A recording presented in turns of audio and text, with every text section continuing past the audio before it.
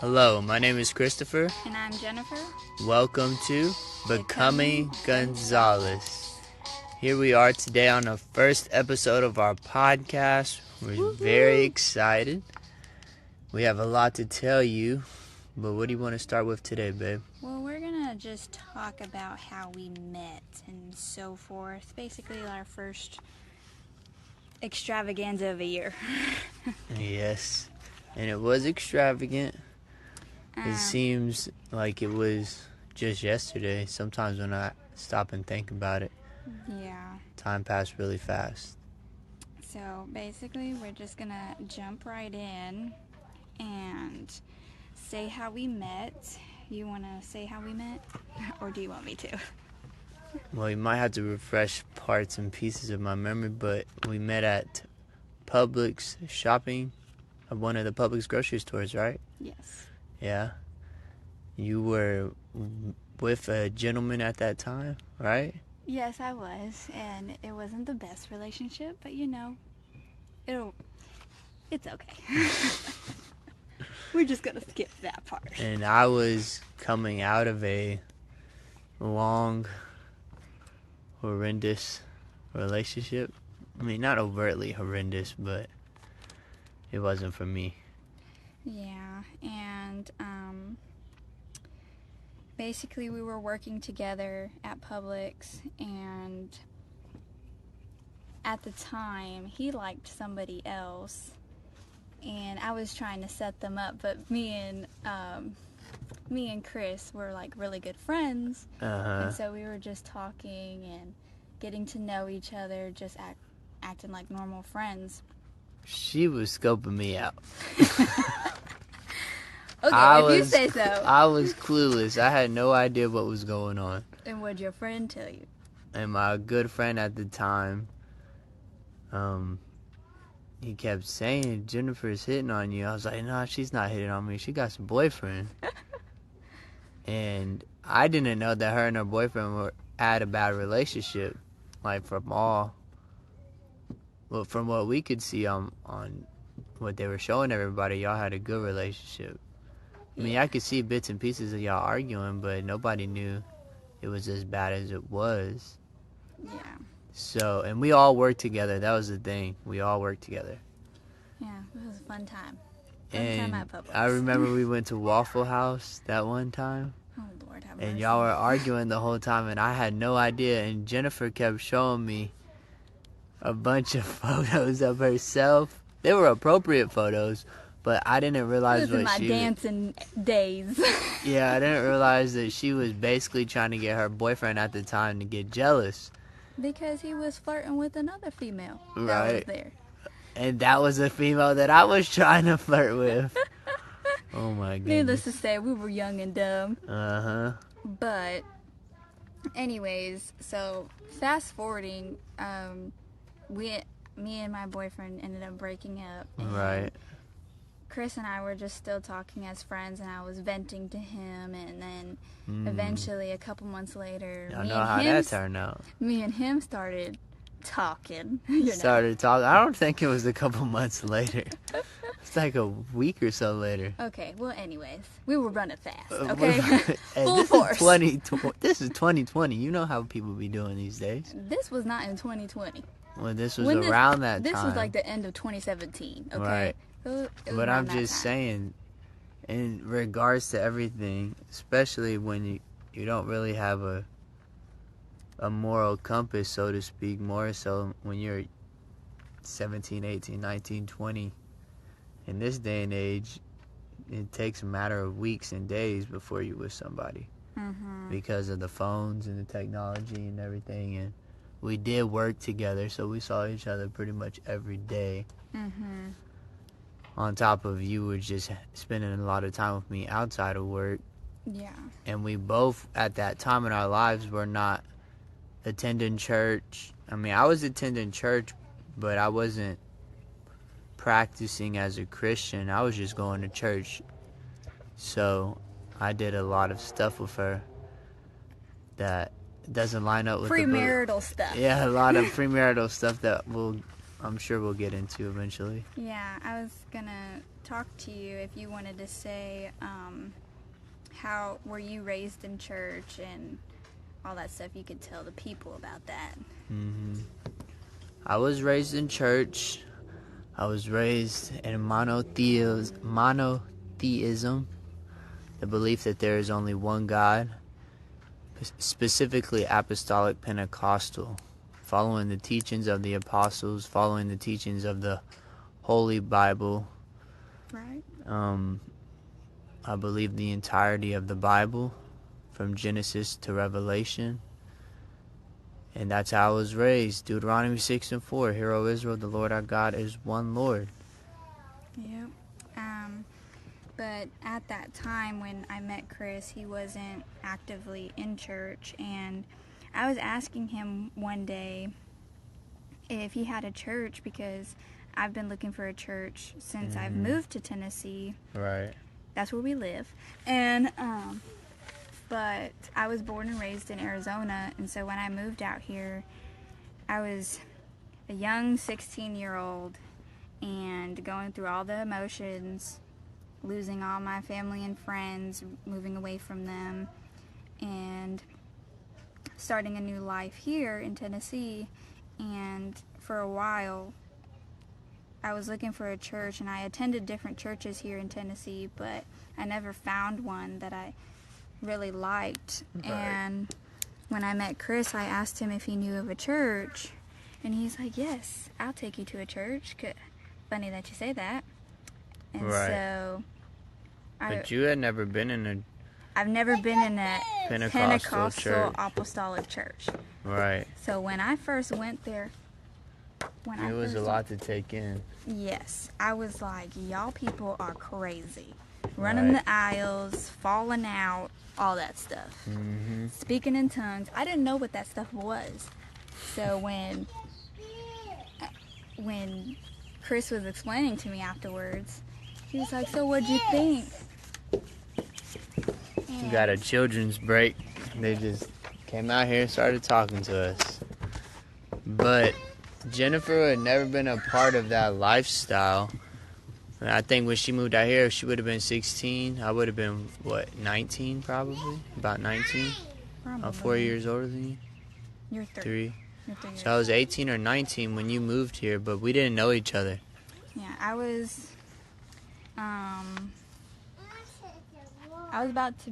18 when I met you. Right. But we didn't start talking until like a few months before I turned 19.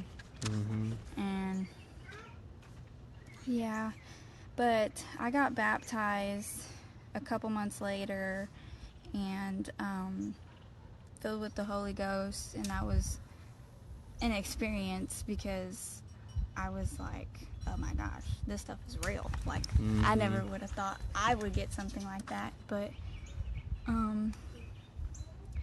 God said that He would pour out His Spirit upon all flesh. Right. So it's happening a lot today, too. God's coming back soon, that's for sure. Yep, in this crazy, crazy world. How old were you when you got baptized, Chris? I can't remember for sure. I was young, probably 8, 9, 10, Yeah. somewhere in that age. This is all I've ever been aware of since I was young. And it's been a blessing now that I look back. But growing up, I believed as a young man, but I was also very curious about the world outside of the four walls of the church. And so I spent many years rebelling against my parents and what they were teaching me. I spent a lot of years running from God. When I met Jennifer, I was from a moral standpoint and even a financial standpoint, I was at the lowest that I had ever been in my life. I was going to church Sunday, but I was a Sunday-only Christian. I went from being a young man who did love God at a young age. I knew from a very young age that there is a God. In my personal opinion, it's undoubtable There's no way in the world that there's not a master creator. But with that being said, the environment that I grew up in was very controlled. And by the time I got to a certain age, I was full-on rebellion against the whole system of what I was born and raised in. And so, 18 years old, I left my home. I rebelled against everything that my parents taught me. I moved out. I had a job, part-time job. I found some roommates. And I decided I was going to prove myself to the world. Yeah. Basically, so after a few months of me getting baptized, we ended up finding out that we were pregnant and we weren't married. Right. And I knew early on that I was going to end up spending the rest of my life with you. Yeah. I knew that from the start. It's like some intuition. Mm-hmm. Sometimes I think, was I just trying to find a girl? And maybe I was, but somewhere in the back of my mind, I really knew that you was the one that I really, really needed. Mm-hmm. And when I met you, you were full-blown in the world, so to speak, Mm-hmm. as to what they say in regards to Christianity. Right. And the lifestyle that we live now is not the lifestyle that we were living 5 years ago. Right. 5-6 years ago. And needless to say, coming from the worldly perspective at the time, a lot of my family was happy that I was going to have a baby, but when we told your parents, they were shocked. Coming from a Christian perspective, but You just gotta think, I was their first child. yeah. It was their first grandchild. And they knew that I wasn't in the right headspace for a lot of stuff. Right. They weren't basing their reaction based on me and you Mm-hmm. being together having a baby. They were basing that reaction on all the previous experiences and expression of myself that I had up until that point. And they knew that I was not ready to have a child at that age. Yeah. I think I was 23, 24. You're 22. And so it was just a big adjustment. My daughter's popping in again. Little Alethea. She's such a blessing. Yes. But then time progressed with that pregnancy, and then I ended up losing him early with the 22 stillbirth. weeks. Yeah, 22 weeks with the stillbirth. And it was heartbreaking, but I knew where he was going. And it was a boy, and we named him Christopher James Gonzales III. And after that happened, we tried to progress more in our relationship, and we got married. Then a month after that, we ended up having a rainbow baby. Well, not having, but I got pregnant again, having a rainbow baby, which is our son. Well, let's go back and talk about today. Baby Christopher. Did you tell his name on there? Yeah, I did. Did you say his name? Yeah, I did. He's Christopher James Gonzales III. Mm-hmm. I remember when I first found out you were pregnant. You were scared. I was scared. I was crying because I was happy. I was like, man, it's time to grow up. Because I was doing a lot of smoking and drinking. And I was shocked. yeah, it was quite a time. I was 20 years old Mm-hmm. and having a baby, I was young, and then I ended up getting pregnant again after we got married. We decided to get married a month after we had baby Christopher. And then we didn't want to tell anyone until Christmas time that I was expecting again, because the first time it was just too early and I didn't want to go through the same process again, so I wanted to make sure that Gianni was going to be okay. Right. And we named him Gianni Gabriel Gonzales, and short nickname is Triple G, but you can Triple G. you could tell them the background story of that. Well, it's just kind of a way to remember Christopher. Yeah. Because it's a 3. Christopher James Gonzales the third, and then Gianni Gabriel Gonzales, all a G, 1, 2, 3.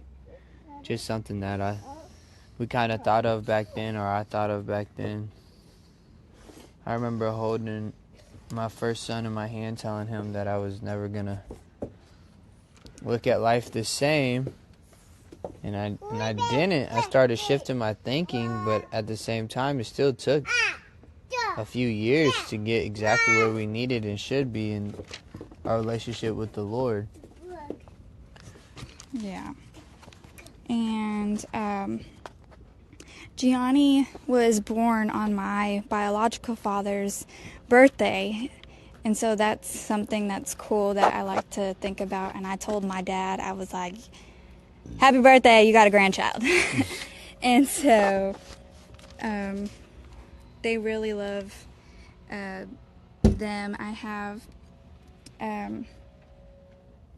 my mom and my stepdad. They have been a blessing to me my entire life, and my dad, my biological father, being in my life more so now, and then my in-laws, I really do appreciate them as well in all different aspects of life. Having the elderly figures is very nice for me. And so and I enjoy What were watching my some of children. the challenges that you experienced when we got married? Well, when we got married, we had a small wedding. Yes, it was just our. Yeah. Go ahead. It was just his parents and his siblings, and then my mom and my stepdad, and my 2 younger siblings. And my former pastor and his wife. Yeah, it was a quick one, but we ended up having a reception like a month later to where we could invite everyone, but we just wanted to get married basically in private.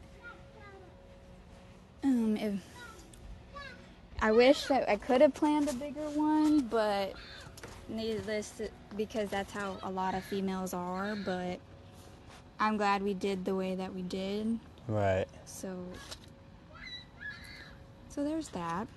So what's some of the challenges you think you had to deal with in regards to in-laws and getting to know one another, especially when you consider that, truth be told, we knew each other for 6 months and then we got married.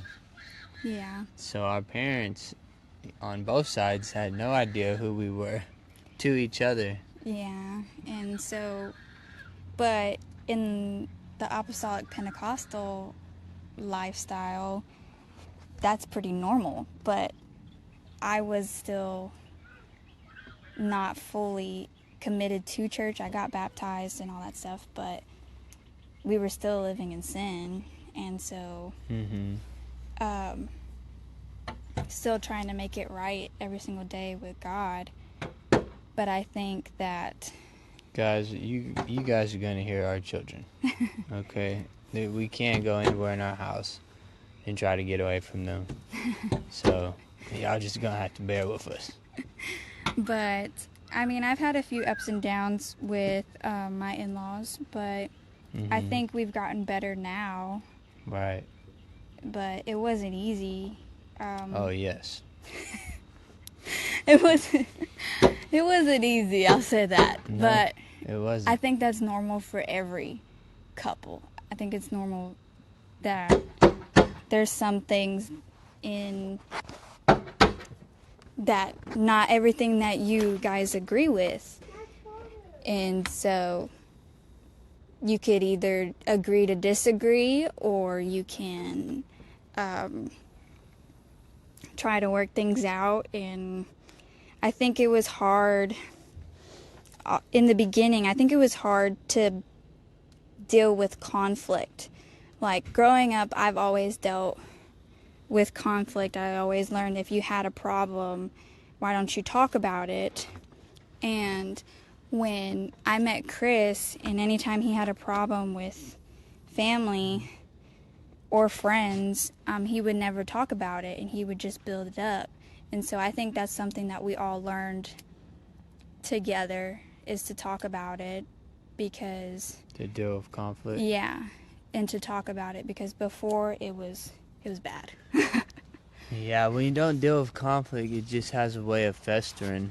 It'll build up, and then one day something would be said, and then the whole thing would be lashed out. Right. And that's not good. That's not a good model of anything, or how to help anybody, whether that's in church or family or business. Right. If there needs to be an environment at the same time that is conducive to conflict resolution. Like, you'll get people who are not going to say anything if they don't believe that their conflict is going to get resolved. So they'll just keep it to themselves until one day it bubbles over. Yeah.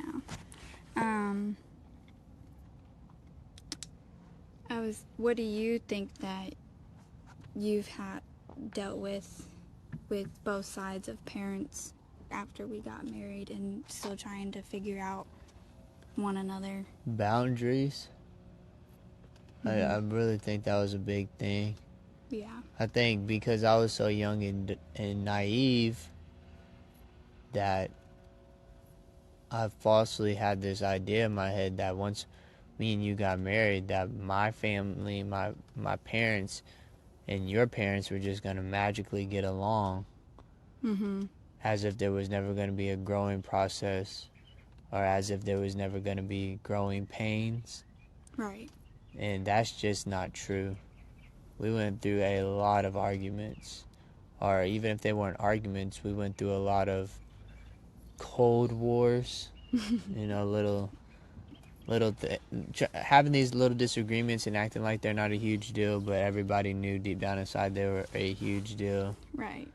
And the mothers trying to figure it out and get along was a big thing too, which is natural in retrospect. The motherly, The mama bear stuff. yeah, the mama bear stuff. And at the time, it always seemed like it was the worst in World War III type stuff. But now, as I've gotten older and I've developed more wisdom and understanding, it wasn't the end of the world. Right. We just had to learn how to figure each other out so that we could give each other respect within the boundaries that each and every one of us have for each other, or have for ourselves. And you were the first one, well, not the first one to get married, but you're the oldest, and you were the first male to get married. And so Right.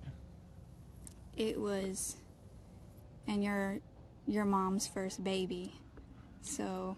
Right. And you have to understand, And that was my mom's first baby. every family, regardless if they want to talk about it or acknowledge it, my personal belief is, to an extent, my family growing up is a certain level of dysfunction, and to an extent, your family growing up was a certain level of dysfunction. Yeah. And then we come from those families, and now we want to get married to one another. So now we got to figure out, how do we take whatever we learned in that dysfunctional family setting, and then you have your dysfunctional family setting and problems, and trying to mesh them together. That's called life. Yes. I think, though, that through the 5 years that we've been married, I think we've dealt with it a lot better. We know how to deal with conflict, how we go about things, and to agree and disagree, and Learning how to deal with conflict without being emotional. right. Emotion is one thing and it has its place, but also it doesn't need to be. If you can't deal with conflict if you're coming from an emotional standpoint, oh, you hurt my feelings and I'm gonna be mad the whole time we having our conflict resolution. Well, then you're not gonna get nothing solved because you're not thinking from a logical perspective or standpoint. Mm-hmm. You know what I mean? Yeah, and that's coming from me and you as well, because we both sometimes can be emotional, and I would say, well, you can't be emotional in this point, or you would tell me I can't be emotional in that point when me and you have our arguments. Right.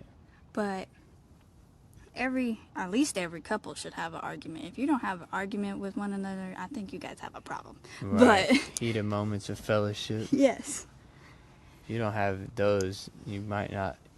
Brothers, you might need to kindle the fire all over again. But I think so. How do you feel with parenthood, like dealing with Gianni and Alethea? Being a parent is the best thing that I've ever been privileged to be able to do. I think it's the biggest blessing that God has ever allowed to happen to me in my personal life. I take it extremely serious. And for people who know me personally, no, I'm not no soldier dad. My children have more fun than most children do. But discipline is a real needed thing. Raising your kids to be disciplined is the best thing you can do for you and the best thing you could do for your children.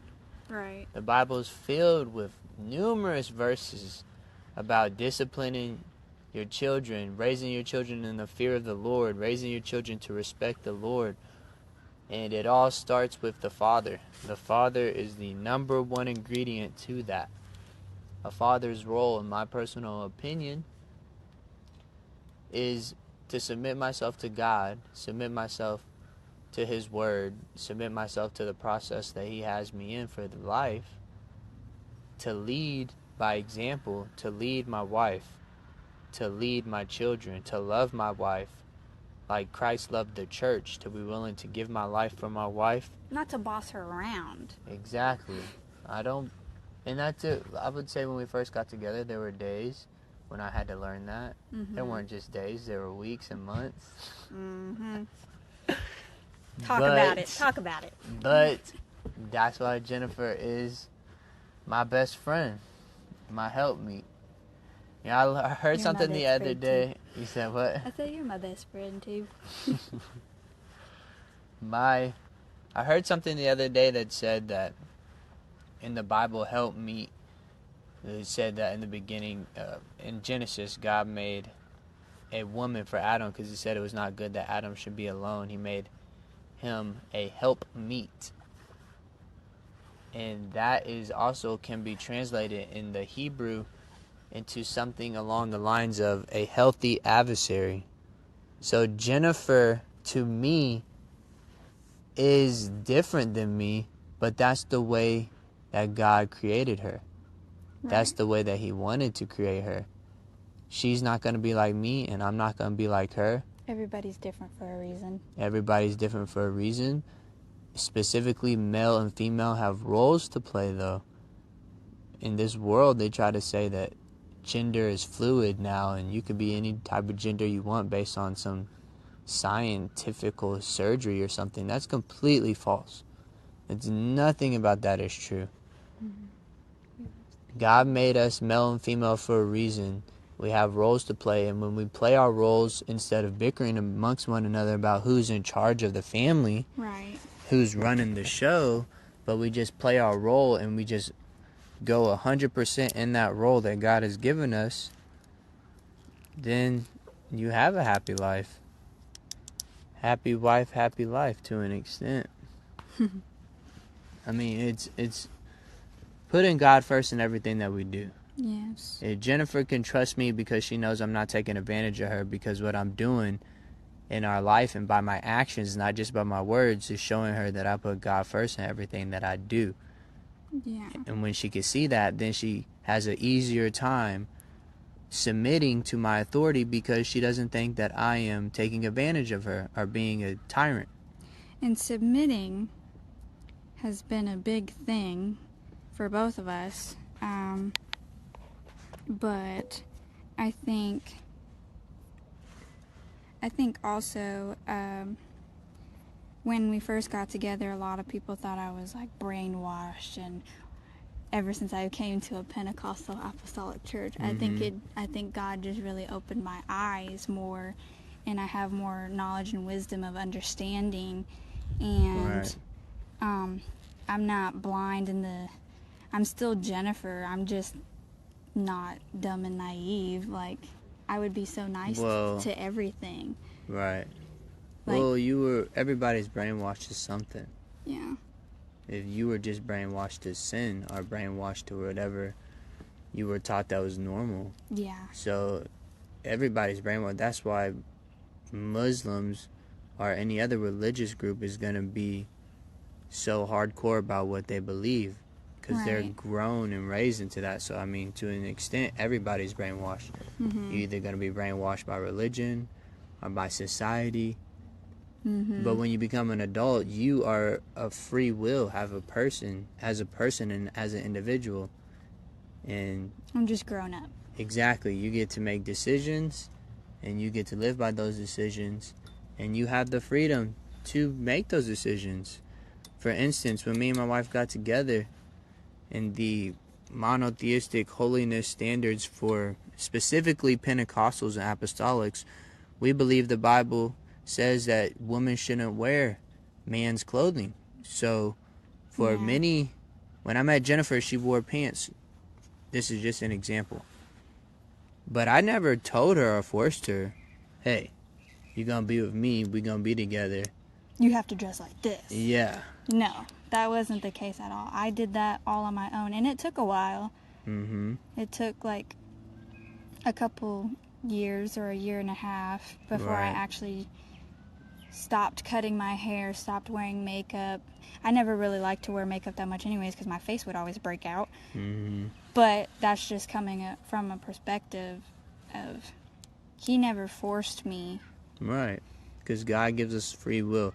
He wants everybody to willingly choose to embrace everything that He has for us. Yes. And I was never going to force you to do something against your will, because I'm not God. Yes. And God wouldn't even force us to do something against our will. He gives us the freedom of choice, whether you choose to embrace sin or whether you choose to embrace Him and live your life for Him. Yes. Do you have anything else to say? No, but I'm excited for this first episode that we did. Yes, and I hope you guys enjoyed it. I hope you comment and like it and share it to all your friends and family. I hope it encourages you. And I hope that you have a blessed day. In Jesus' name. Over and out.